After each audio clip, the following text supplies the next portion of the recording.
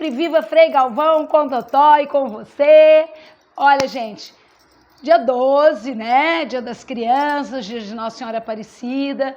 Vamos falar um pouquinho o que é criança, como lidar com criança, como a gente vê criança. Então, eu acho que é um assunto muito delicado. Por quê? Porque a gente faz tudo, pensa em tudo, acha que está certo em tudo, só não vê a criança, né? Porque a criança tem que ser carregada por nós, para frente, para trás, para onde a gente vai. A criança tem que entender nosso ritmo, a criança tem que entrar no nosso ritmo, enfim. Vamos começar a pensar. Quando os pais resolvem ter seus filhos, eles precisam, geralmente não estão preparados para isso, mas eles precisam estar preparados. Por quê? Porque é uma vida que está vindo, é uma vida que vai começar a iniciar aqui na Terra um processo de interação, de entendimento. Então, a gente tem que entender que aquele serzinho, ele vai desenvolver, vai crescer. Aquele serzinho é uma pessoa que vai ter o seu temperamento, vai ter o seu jeito de ser, que é o temperamento, vai ter as suas habilidades, vai ter o seu jeitinho especial. Então, esse movimento de desenvolvimento da criança, ele não é só um desenvolvimento, ele é um desenvolvimento complexo. Como assim? A criança ali está sentindo, está ouvindo, está vendo, está tentando processar. Totó, por que você falou tentando processar? Porque o bebê, ele é muito visual, muito tátil, ele começa a sentir. Lá pelos 7 meses de idade que ele vai começar a gritar. Tá ruim, ele chora, berra, já com uma tendência maior de eu existo, né? Até então, ele está ali em reflexo, ele sente uma sensação de tristeza, ou de mal-estar, ou de vontade de fazer o seu xixi, ou de fome, ele berra, mas é uma sensação, é um piloto automático. Depois ele vai começando a perceber aos seus 7 meses aquele sorri para a mamãe, bebê sorri e tudo mais. E esse desenvolvimento da criança, ela vai aprimorando os seus sentidos, e aí a gente fala o quê? A gente precisa aprender a observar os filhos. A gente fala por quê? Porque eles têm pai e mãe como referência para tudo. De 0 a 100 anos, pai e mãe é referência. Sempre vai ser.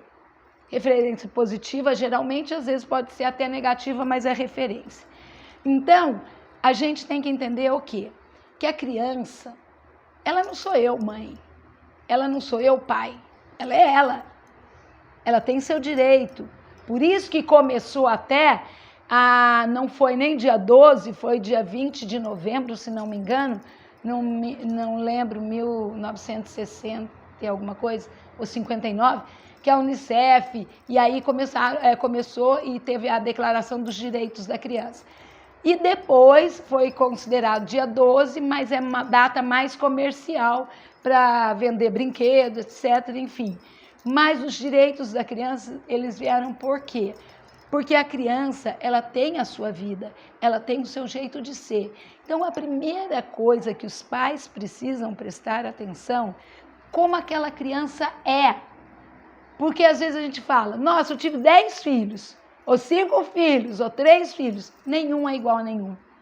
Cada um tem seu jeito de ser. Cada um tem sua personalidade.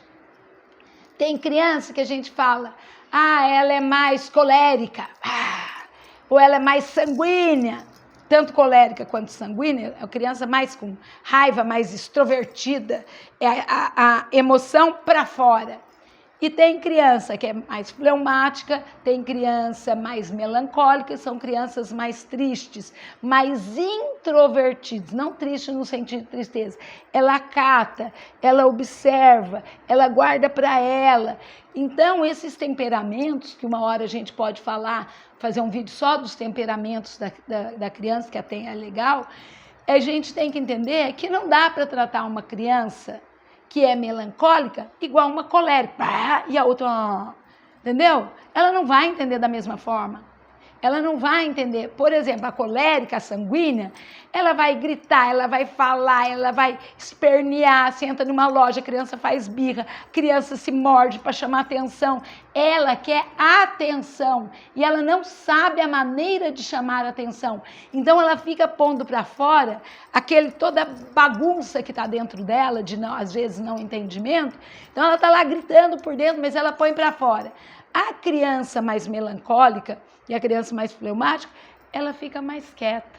Ela vai ficando quietinha, no cantinho, observando. Às vezes vai atrás da mãe, atrás do pai. Não dá para tratar e ensinar da mesma forma que a gente ensina um colérico, ensinar uma criança que é melancólica. Por quê? Não é a mesma linguagem, não é a mesma linguagem corporal, não tem o mesmo entendimento emocional. Então, são crianças diferentes. Por isso que o primeiro passo é você observar sua criança, observar seu filho, observar sua filha e entender o que ele está querendo te dizer. Por exemplo, a criança vai lá correndo, vê uma mesa cheia de bibelô, vai lá e põe a mão, você grita, não! Criança, né? Nunca mais ela, às vezes, põe a mão em nada. Agora, de repente, a criança vai lá e põe a mão e quebra de propósito. Aí você fala, não obedece, acabei de falar não. Você entendeu assim, a criança não. Aí a gente fala, como que a gente deve fazer? Nesse caso, para ambas. Você vai lá e fala, filhinho, isso aqui quebra. Dá até para o bebê, a criança segurar, isso na fase de 1, 2, 3 anos. A criança segura, isso aqui quebra. A mamãe tem aqui, mas não pode pôr a mão. Você vê que nem a mamãe pega, porque quebra. Então, vamos deixar aqui para não quebrar? E explica para a criança. Pode ser que, de repente, ela pegue, quebre, veja, né? E, de repente, ela não quebra e não põe mais a mão. Aí, de repente, aquela criança que você gritou para não pegar, ela ficou assim. Você fala, vem aqui que a mamãe vai te explicar. Não, a criança já ficou apavorada. Então, a gente precisa primeiro observar a criança, entender aquela criança como uma pessoa. Ela tem sua personalidade, ela tem seu sentimento, ela tem a sua maneira de pensar, a sua maneira de agir e ela vai interpretar o mundo da maneira dela, não da nossa. Por isso que veio os direitos da criança, porque é assim, vamos, vem, vai, pega, faz, tem que fazer igual. Outra coisa, nossa, esse meu filho é maravilhoso, inteligente, obedece tudo, faz... esse você não tem noção, já é um caos, entendeu? Quando a gente começa a comparar uma criança com a outra, isso é um outro caos. A mãe está criando uma disputa, os pais estão criando um problema e a criança, olha gente, o problema, vai absorver aquilo e vai ser o caos que você espera dele. Aí é uma grande dica, gente, ele vai resolver ser aquilo que você espera dele. Porque a criança entende que aquele jeito é o jeito que você ama, porque é o jeito que você olhou para ele e o jeito que você falou dele. Porque lembra que você é referência, você é pai, você é mãe? Então, por que eu estou falando isso? Porque como é dia das crianças, vamos prestar atenção nos nossos filhos. Comece a observar o que eles estão precisando. Não é precisando de loja, não é precisando de brinquedo, quarto novo, toalha nova, roupa nova, brinquedo novo, nada disso. Talvez uma mãe nova e um pai novo, que renasçam hoje, para observar o filho que tem, para poder educar para o mundo, para poder educar para aquela criança ser feliz. O que é uma criança feliz? Uma criança com presente na mão, necas? É uma criança sendo amada, sendo querida, entendeu? Sendo apoiada, sendo instruída. Às vezes a gente fala, criança para virada, não para um minuto, destrói tudo. Cabe aos pais ensiná-la, conversar. Isso ela está fazendo, está destruindo tudo, por quê? Não tem a atenção dos pais. Pai não escuta, mãe não conversa, não sente o que a criança está sentindo. E isso é importantíssimo. Por isso que o mundo está um caos. Por isso que existe muita adolescente na droga, na bebida, fora de si, achando que é dono do mundo. Ou reizinho, com poder na mão. Entendeu? Dono de um carro, dono de dinheiro na carteira, dono do mundo pagando para ver. É um erro. Eu estou falando de filhos, desde criança até adolescência. Então, vamos aprender a aprender. Como assim? A maior dificuldade é ser pai e mãe. Somos referências, a gente precisa viver para ensinar a criança. Não é a criança viver no meu mundo que eu quero que ela viva, porque eu não vou desistir do meu mundo. Eu vou continuar no meu trabalho, fazendo as minhas coisas, os meus... Não.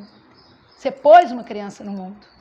Você tem a obrigação de educá-lo, de ouvi-lo, de entender qual a dificuldade dele, para ajudá-lo a ajustar ou entender o mundo assim como ele é, e ele no mundo. Então, é um trabalho para o resto da vida. Não dá para ter filho e já não ter mais.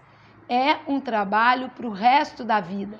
Agora, eu, Totó, creio que é um grande aprendizado de vida para os pais, porque os pais mudam a partir da hora que têm seus filhos.